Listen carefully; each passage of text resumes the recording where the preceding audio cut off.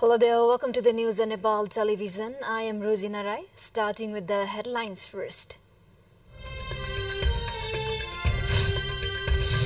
Government decides to prorogue the ongoing session of Federal Parliament from midnight. Bill to amend twice acts on transitional justice remain in limbo. Supreme Court likely to issue its verdict on parole of Yograj Thakal A.K. Regal. Hearing completes on his release-related writ. Rafah crossing to Egypt opens to civilians for the first time in more than 3 weeks. Hundreds of civilians and foreign nationals making their way out of the war zone. And Nepal chasing 146 runs, a target posted by Oman in the last group stage match of ICC T20 World Cup Asia qualifiers. UAE post 177 run target before Hong Kong.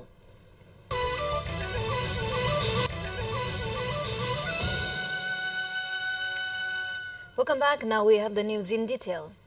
The government has recommended a prorogation of the ongoing session of the Federal Parliament, effective from midnight. A meeting of cabinet held this morning decided to send a letter to President Ramchandra Paudel for the same. The meeting of Parliament Business Advisory Committee yesterday had decided to end the current House session. As per the agenda of the House of Representatives, top leaders of political parties are scheduled to address today's last House meeting of this session. At the end of the ongoing session, bills seeking amendments to amendment to enforced disappearance inquiry and Truth and Reconciliation Commission TRC remains pending at the House. This amendment bill on transitional justice has been taken up at the Parliamentary Committee for discussion. While bills seeking revision of anti-money laundering laws have been returned to House of Representatives after being revised by its Law, Justice and Human Rights Committee, the meeting of House of Representatives is underway. Now to the further development, the Supreme Court is issuing a verdict on the government's decision to parole Yograj Thakal A.K. Regal.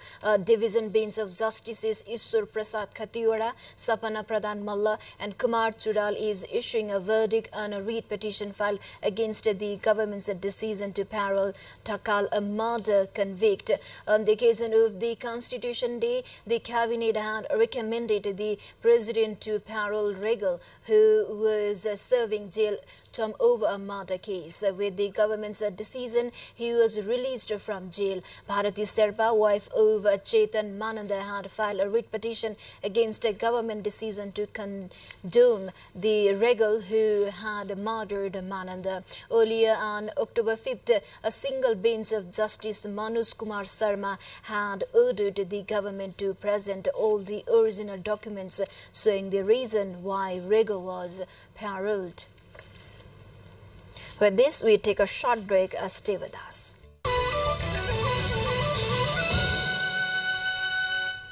Welcome back. You're watching Nepal Television News. Now we have remaining updates.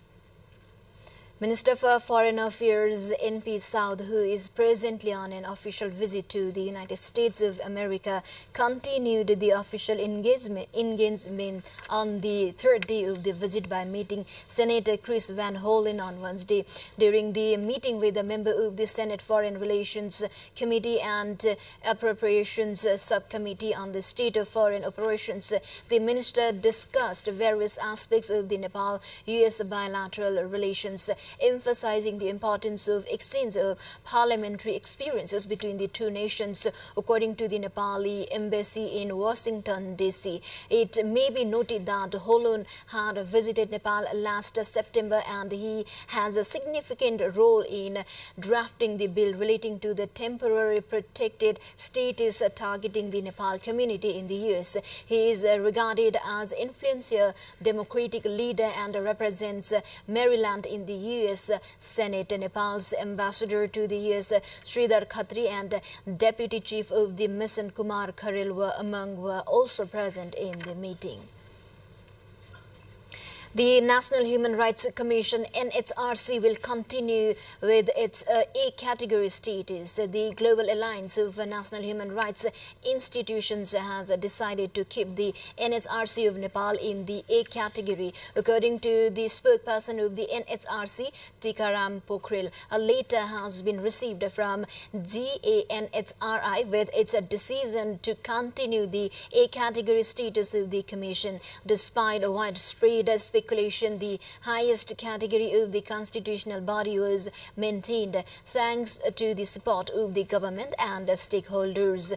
The decision comes to response to the commitment of NHRC to work in accordance with the Paris Principles and the government's positive response to amending the law concerning protection of human rights.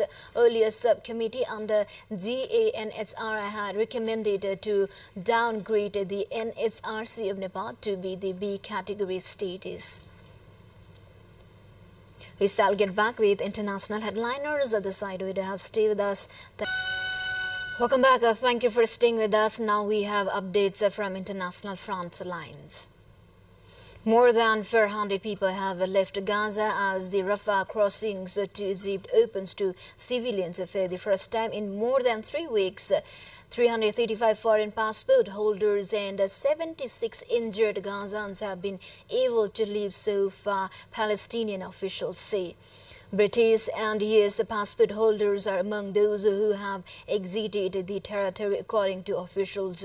US President Joe Biden says that the opening of the crossing is the result of intense and a target of urgent diplomacy. Israel has been bombing Gaza since the 7th October Hamas attack that killed 1,400 people, with 239 people kidnapped as hostages, and the Hamas-run health ministry in Gaza says more than 8,700 people have been killed since Israel's retaliatory bombing began.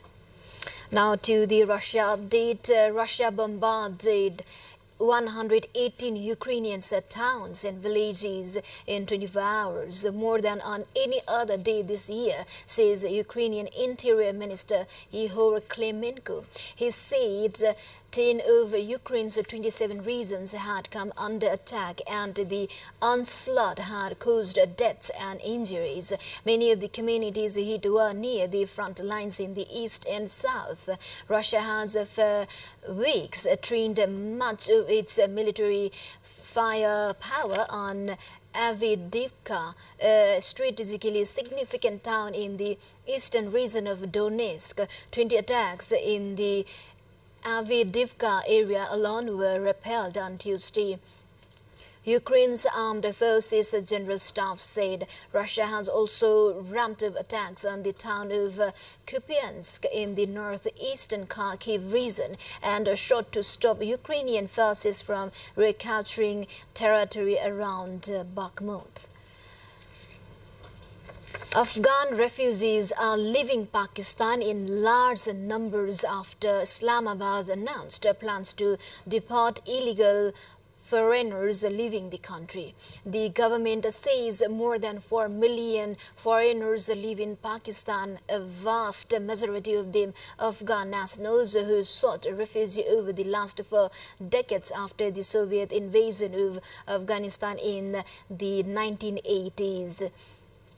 More recently, after the Taliban regained power in 2021, Pakistani officials say between 600,000 to 8,000 Afghan migrated to Pakistan. The Pakistani government claims nearly 1.7 million of those Afghans are the undocumented. Local media reports on Tuesday said nearly 100,000 Afghan immigrants have voluntarily gone back to their country from Torkham border crossing in Khyber and the crossing in the Balochistan provinces this month.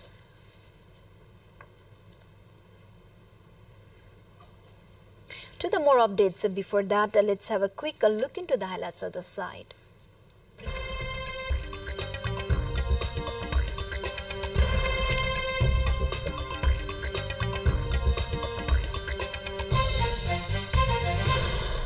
China's 40th Antarctic scientific expedition team set sail on Wednesday for a mission spanning over 5 months, with the main objective of building the country's 5th Antarctic research station near the Ross Sea in the Antarctic. The new research station planned to be established within 5 years from 2018 will be the third year-round base following the Great Wall and Zhongshan stations. It will be also the first station facing the Pacific sector with a focus on conducting multi-layered and observations and research on the atmosphere, marine ecosystems and biodiversity. The research station encompasses a construction area of 5,244 square meters, featuring an integrated and comprehensive building. The western coast of the Ross Sea stands one of the Antarctica's most sensitive regions, posing significant challenges for the construction of the new research station. Now we are moving on to sports.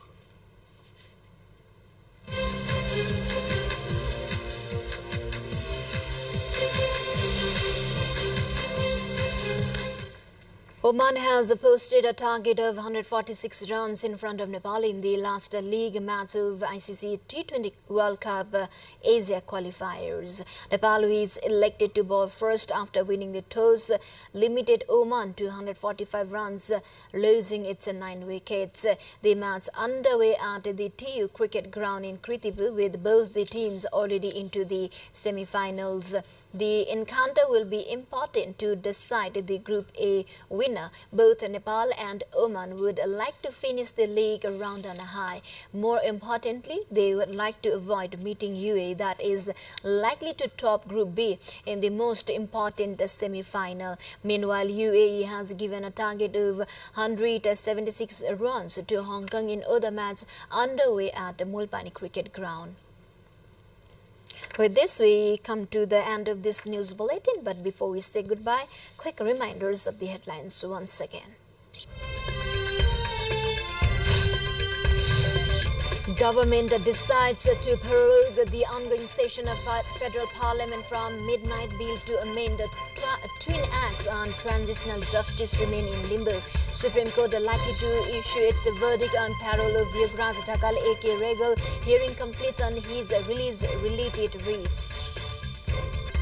Rafah crossing to Egypt opens to civilians for the first time in more than 3 weeks. Hundreds of civilians and foreign nationals making their way out of their war zone. And Nepal chasing 146 runs target posted by Oman in the last group stage match in Asia qualifiers. UAE post 177 runs in Hong Kong. Well, this is all we have for this moment. Until our next bulletin, have a good day ahead. Namaste.